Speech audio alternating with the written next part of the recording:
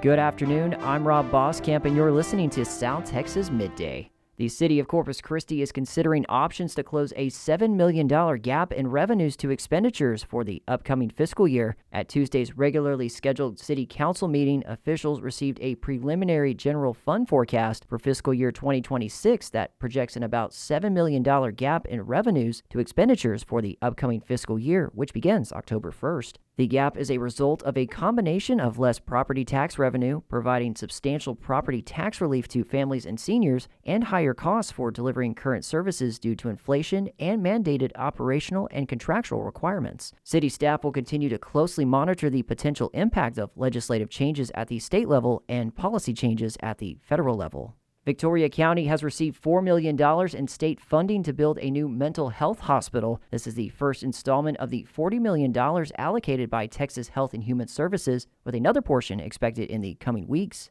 The county secured land by the airport for the project this past November. A construction contractor has been hired, according to County Judge Ben Zeller.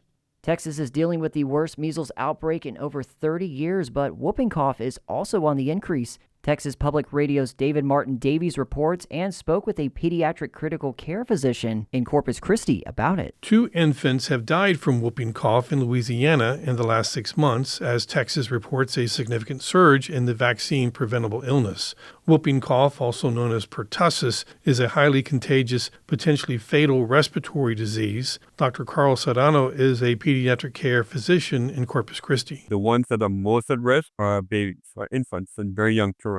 I have taken care, I had children die from whooping cough. What I can tell folks is the best way to protect our children is to have all the adults and the children vaccinated. Texas pertussis cases in 2025 have already outpaced last year's count. I'm David Martin Davies in San Antonio. Rio Grande City's mayor took the stage last night to deliver the first State of the City address of his term. Mayor Gilberto Falcon talked about ongoing projects in the city. Transportation, infrastructure, and new businesses were big topics, as well as advancements in healthcare. A new DHR health campus under construction was highlighted during the address. There is also now a dedicated animal cruelty officer who can address the stray and abused animal problem in the city. And as the city quickly grows, its water infrastructure has needed help keeping up.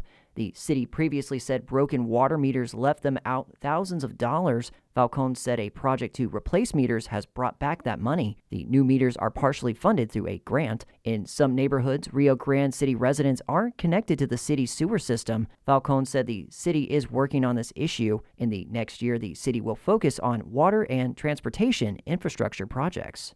Well, one decision a lot of voters will have to make this Saturday is about school boards and the trustees of education. Spencer Chihawk recently spoke with Scott Elliff, the clinical associate professor for educational leadership at Texas A&M Corpus Christi, to find out what exactly a school board does. It's probably got the largest or the next to the largest public budget. And in some of these small towns, the school district is the largest employer in the town. That was Scott Elliff, the clinical associate professor for educational leadership at Texas A&M Corpus Christi. The school board trustee system has been in place since the turn of the 20th century.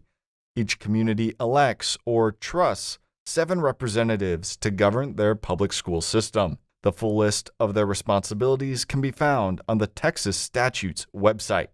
Elliff breaks it down into 4 basic parts. First is to select and evaluate the superintendent. In fact, the superintendent in the school district is the school board's one and only employee. All of the other employees in the district report to the superintendent, but the superintendent reports to the board. The second thing is to set the goals for the district. So it's the school board that determines what the measures are that they want the superintendent and the superintendent staff to achieve. The third is policy. The school board's responsible for establishing all of the policies that govern how the school district is operated, and they hold the superintendent responsible for making sure that those policies are implemented with fidelity. And then the last thing, very important, is the school board's responsible for adopting the budget. School board trustees can only fire the superintendent, not principals or teachers, and school boards only have power through votes, not individually. School boards and superintendents have to operate within a pretty narrow set of parameters. They don't have unlimited authority to do whatever the heck they want. There's a state-mandated curriculum that all schools in the state have to follow. There are state laws about how you can discipline students that all school districts have to follow. So I think a misconception might be that it's just sort of the Wild West out there with regard to their unlimited authority, and that's not the case. The people will decide who will represent the future of education in their community on May 3rd. Early voting begins April 22nd.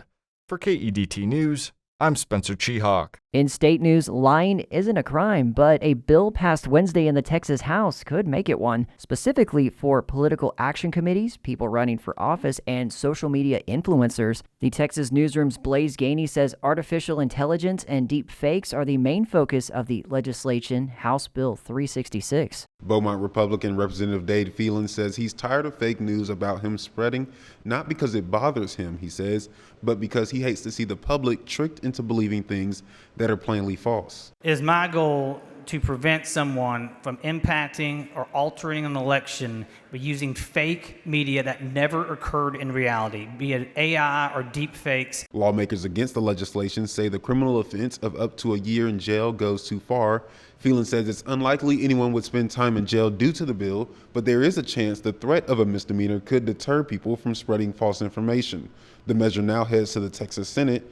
I'm Blaze Gainey in Austin. Government office workers in Texas who handle Social Security are raising concerns about increased wait times for people seeking help. The Texas Standard's Katrina Spencer reports. With staff reductions and new policies requiring the need to show IDs, wait times in Social Security offices are expected to soar. Joel Smith is president of the American Federation of Government Employees, Union Local 3184 in the Houston area. Nationally, we're potentially looking at increases of over 10,000 people a day. In the meantime, we're cutting staff by potentially 7,500. So I'm not being alarmist when I'm saying this. You're going to be begging for a 2 to 4 hour wait time pretty soon. Smith says the pressure on Social Security offices is affecting some of Texas's most vulnerable, including the elderly and mentally ill. In Austin, I'm Katrina Spencer. As water conservation continues to be a topic across the state, North Texas water planners want residents to weigh in on plans to improve future water supplies. KERA's Pablo Pena reports it comes as rapid growth and a changing climate continue to impact the region. The water plan for North Central Texas includes the proposed Marvin Nichols Reservoir, which many rural landowners oppose. Dan Buman is chair of the Region C Planning Group. Our first strategy is to use every drop we already have to the fullest extent we can and see if we can delay or even make those reservoirs unnecessary. The plan is in conflict with one for Northeast Texas, where residents say the proposed project threatens their environment and economy. Both regions will hold public hearings on their plans later in May. I'm Pablo Arauz Peña in Dallas. In sports, troubles have hit the Corpus Christi Tritons Arena football team recently. The Tritons lost their last 2 home games to Southwest Kansas Storm 47-40 and then a horrific 100-12 loss to the Albany Firebirds. Since then, the Tritons have released 8 players and suspended 2 from the team indefinitely. The Arena Football One League responded to rumors with a statement this past Tuesday, stating in part the league is aware of the speculation and more that is not public at this time. They are working with players, coaches, and teams to gather all facts and information prior to a final resolution. The Tritons schedule continues this month with road trips to play the Oregon Lightning and the Firebirds. Then they're back at the American Bank Center for their final home game on June 1st against the Nashville Cats. The regular season ends next month with road trips to Oregon and Nashville. Despite recent struggles, the Tritons are sitting 3rd in the AF1 standings. As we approach Star Wars Day, the Force will be strong this weekend with the only Star Wars fan celebration in South Texas. Rebel Fest lands at Brownsville's Linear Park this Saturday from 6 to 10 p.m. The free family-oriented event will include galactic entertainment, local vendors, and giveaways for fans of all ages. Highlights include costume contests with categories for adults, teens, kids, and even pets, and the crowd-favorite Wookiee Roar contest returns, where fans can show off their best Chewbacca impression for a chance to win $100 cash. And with that said, is a sound you probably make when you get stuck in traffic. We've all done it, but if you think your daily commute is bad, try to top this marsupial madness. A runaway kangaroo shut down a stretch of interstate in Alabama this past Tuesday before state troopers and the animal's owner wrangled the wayward marsupial. The Alabama law enforcement agency said the kangaroo named Sheila was spotted hopping along the side of Interstate 85 in Macon County, which is between Montgomery and Auburn. The sight snarled traffic, and state troopers shut down both sides of the interstate for the safety of motorists. The animal's owner and troopers were able to capture it, according to Captain Jeremy Burkett of the Alabama Law Enforcement Agency. The owner used a dart to tranquilize the animal. He told the Associated Press that Sheila had escaped from her enclosure where the family runs a pumpkin patch and petting zoo. Sheila is just a personal pet, they said. She was later treated by the Auburn University College of Veterinary Medicine. So the next time you're caught in rush hour traffic, it could be a lot worse.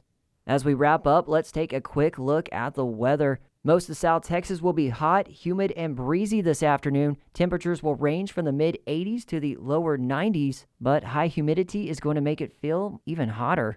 And that is the latest news and information on South Texas Midday. I'm Rob Boskamp. Your community arts calendar and more is on the way.